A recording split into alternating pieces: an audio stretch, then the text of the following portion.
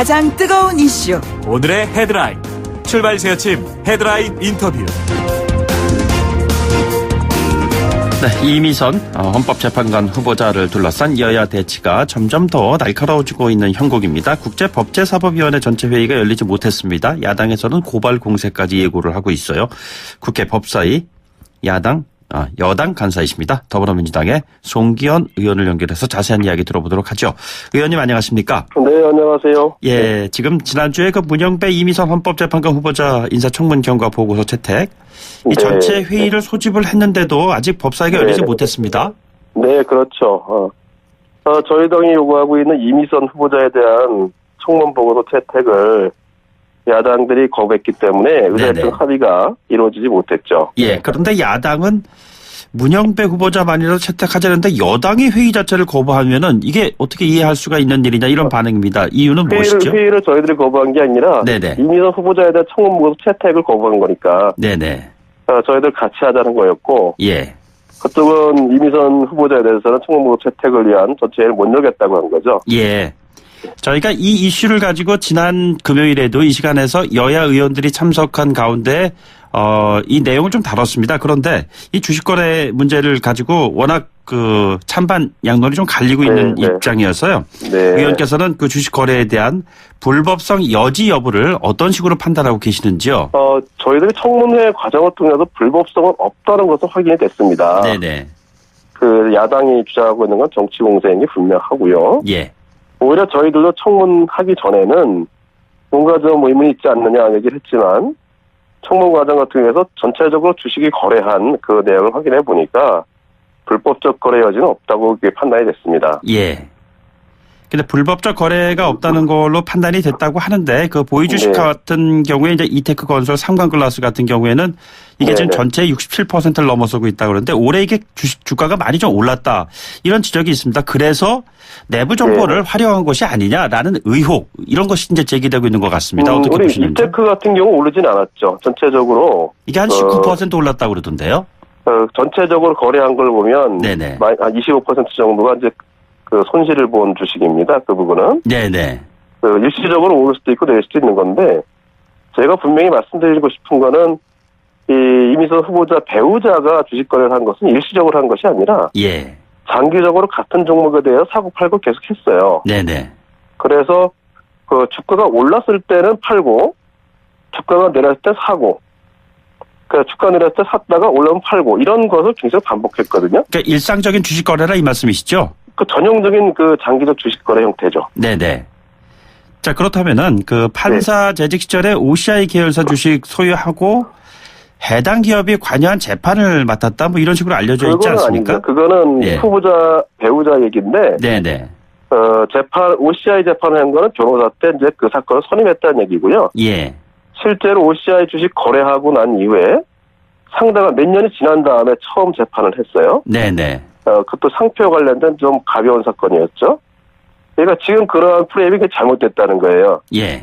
그 OCI 거래를 통해서 OCI 거래를 할 때 무슨 재판을 같이 했다든지 그 과정에서 어떤 정부가 있어서 거래했다든지 이렇게 지금 프레임을 말씀하고 있거든요. 네네. 근데 이미선 후보자의 배우자는 제가 기억하는 2011년도부터인가 OCI 주식을 거래해왔어요. 계속 반복적으로. 네네. 마찬가지로 뭐 쌀 때 샀다가 비쌀 때 팔았다 이런 식으로 반복하면서 그러다가 아마 2017년인가 8년 정도에 아마 상표권 사건을 하나 선임을 해서 그 회사가 변호사로서 소송을 수행한 것 같아요. 예. 첫째는 판사로 있을 때 그 OCI 주식을 가지고 있다 그 사건 재판한 건 절대 아니고요. 네네. 그래서 변호사일 때 변론을 한 적은 있다 OCI는. 예. 그리고 OCI 사건을 선임한 것은 최초 거래한 다음부터 적어도 제 기억으로 수년 후에 6, 7년 후에 처음으로 사건을 선임했었다. 그렇기 때문에 애초에 여러 차례 그 OCI 주식 거래한 거하고 재판은 관계없다. 그렇게 보시는 게 맞을 것 같습니다. 그러니까 기간 같은 거를 염두에 두어서 판단한다면은 내부 정보를 알 수가 없었다 뭐 이런 말씀이신가요? 내부 정보는 관계없이 거래를 했다는 거죠. 예, 관계없이 거래했었다. 예, 그렇습니다. 그러면은 해당 주식 거래를 시작할 때는 아니었지만 거래를 해온 도중에 배우자 남편이 해당 사건을 맡았으면 그 사건을 맡은 과정에서 내부 정보를 알 수 있었다 뭐 이런 의혹 제기에 대해서 그런 사건 종류가 상표에 관련된 소송이기 때문에 기업의 내부 관련된 내용은 나오진 않습니다. 네네. 상표권 소송이라는 것이 상표의 독일성 여부나 그런 것을 판단하는 것이지 기업이 어떤 기술을 가지고 있다든지 기술로 어떤 계획을 하고 있다든지 아니면 내부적인 회계 자료가 있다든지 그런 자료가 나오지 않죠. 이게 지난번 이유정 헌법재판관 관련하고 다른 부분이거든요. 예. 그때는 내추럴 엔도틱이라는 회사에 내부적인 문제가 있는 것을 알았던 거예요. 네네. 그리고 거래했던 건데 이 경우는 그런 내부적인 어떤 기밀에 관련된 사건이 아니고 상표권이라 해서 상표권 동일 여부에 관한 단순한 사건이었고요. 그 자체도 어떤 주가나 이런 부분은 전혀 영향을 미치지 못하는 사건이었습니다. 아마 그 당시 주가 변동을 보시면 분명히 아실 수 있습니다. 네네. 자, 그렇다면은 이미선 후보자 남편의 오충진 변호사가 주광덕 의원 지금 전형적인 네네. 주가 조작 작전 세력의 패턴을 보이고 있다. 이것도 결국엔 지금 의원님 말씀에 의거하면은 프레임에 그냥 가두려고 하는 그런 것이다라고 하는데 이것을 적어도 전형적인 주식거래, 전형적인 주식거래하는 분들의 그 주식거래 형태를 보이고 있습니다. 이것을 맞짱 토론을 해갖고 해결할 일일까요? 그러면은 맞짱 토론을 굳이 이렇게 할 거는 그건 부분들에 와서 판단할 부분인데 네네. 어쨌든 동일한 주장을 반복하지 않겠습니까? 예. 저는 야당이 그 경우에도 이것을 여론전으로 해서 어떤 프레임을 씌우려는 그런 생각이라고 생각할 수밖에 없습니다. 역으로 주광덕 의원이 조국 민정수석에게 역토론을 제안했는데 이건 어떻게 보시는지요? 그거는 민정수석이 나와서 토론하는 건 안 맞죠. 네네. 예, 그건 자, 그러면 직책상 불가능한 얘기고요. 네, 이랬던 배경에서 헌재 후보자에게 좀 더 엄격하고 까다로운 도덕적 기준을 요구하는 것은 어떻게 보면은 당연하다 이런 이야기들이 많이 있는데 어떻게 의원께서 보시는지요? 당연한데 문제는 이 건의 경우에 주식을 많이 보유하고 있다는 것은 윤리적인 문제가 도덕적 문제가 아니죠. 네네. 그죠? 이제 국내 정서상. 이게 국민 눈높이 말씀드리는 겁니다. 눈높이라기보다는 정서의 문제 같아요. 눈높이라는 것은. 네네. 도덕적 기준이라든지 이런 부분에 관해 말씀하시는 것이고, 이 부분에는 일반적 국민의 정서가 좀 동떨어진 부분이 있었지 않냐, 이런 문제입니다. 예, 예. 저희들이 눈높이라는 것은 어떤 위법적인 기준에 대해서 어느 정도까지 용인할 수 있냐, 이런 부분을 얘기하는 거고요. 네네.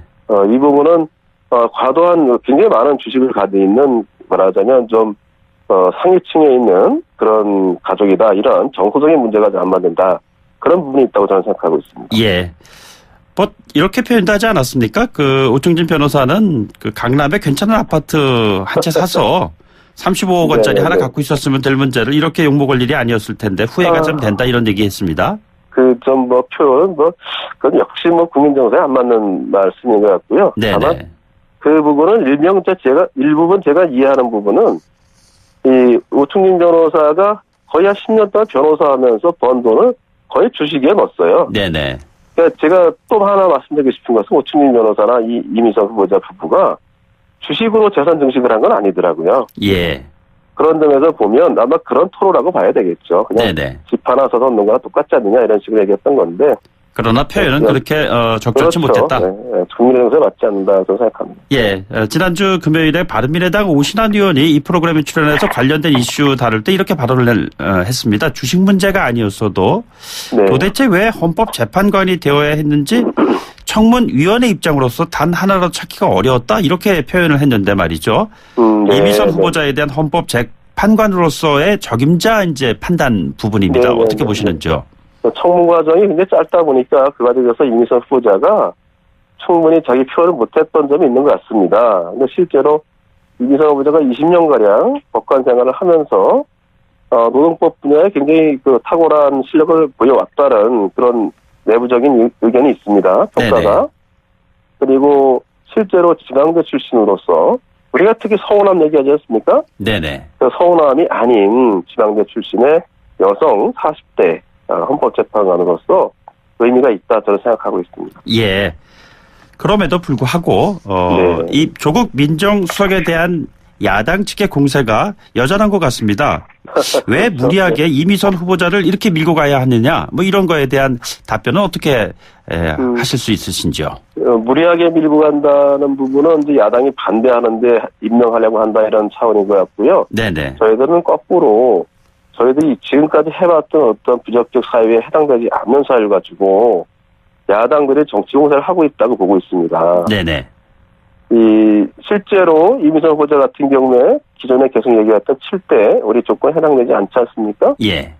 그러니까 7대 조건에 해당되지 않으니까 이제 주식 가지고 지금 문제를 삼고 있는 거거든요.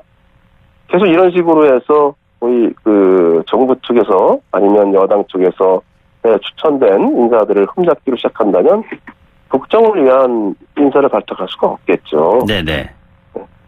자, 그렇다면은 그 7대 조건에 대해서 적용이 되는데도 불구하고 임명한 예전의 사례도 있고 그런데 말이죠. 조국 수석 네네네. 책임론이 끊임없이 제기되는 것과 관련해서 거치 네네네. 문제와 관련해서 어떻게 해야 된다고 보시는지요? 네, 그 부분은 뭐 잘 판단을 하고 고민을 많이 하고 있다고 생각을 합니다. 근데 저희들은 문제는 검증의 문제하고 추천의 문제는 좀 다른 문제로 좀 생각해 볼 거 있어요. 네네. 민정 같은 경우는 이제 인사를 추천하는 문제가 아니라 검증하는 문제고, 검증은 이제 과거 정부와 다르게 과거는 여러 가지 정보기관을 통해서 검증을 해왔는데 네네. 지금은 객관적인 자료를 통해서 검증할 수밖에 없는 시스템을 갖추고 있거든요. 예. 그런 점에서 나오는 그 갭을 좀 이해할 필요가 있다고 생각합니다. 청문회 관련해서 세평이라든가 공적 자료에 근거한 것 말고 청문회를 통해서 검증 과정이라는 것이 너무 일상생활에 치우치고 있다는 지적과 관련한 한 코멘트를 좀 부탁드리겠습니다. 그렇죠. 이제 청문 보고서라는 게 사실 청문회라는 것이 국민들의 자질 문제를 이제 다투는 건데, 국민들의 자질 문제가 아니고, 정책 문제가 아니고, 개인 사생활에만 지금 포커스가 맞춰져가지고 좀 논의가 되고 있고, 특별히 또 본인이 아니라 가족 문제에 이상하게 좀 많이 집중을 하고 있는 것 같아요. 아무래도 여러 가지 검증할 때는 본인에 관련된 걸 많이 하는데, 그렇지 않고 이제 청문 과정에 들어서면 뭐 자녀나 뭐 아니면 뭐 배우자나 이런 문제가 발생하고 하니까 너무 사생활 털기다. 이참에 청문회 그 제도를 좀 바꿔야 되지 않겠냐 생각을 하고 있습니다. 예. 알겠습니다. 오늘 말씀 네. 여기까지 듣죠. 고맙습니다. 네네네, 감사합니다. 예, 더불어민주당의 송기현 의원이었습니다. 네, 이번 시간에요. 인사청문 경과 보고서 채택받고 있는 국회 법사위 여야 간사 연결해서 인터뷰 진행할 계획이었습니다. 그런데 자유한국당 측에서 다른 일정 이유로 해서 인터뷰할 수 없음을 알려왔습니다. 이 점 청취자 여러분들께 알려드립니다. 잠시 후 3부에서 뵙겠습니다.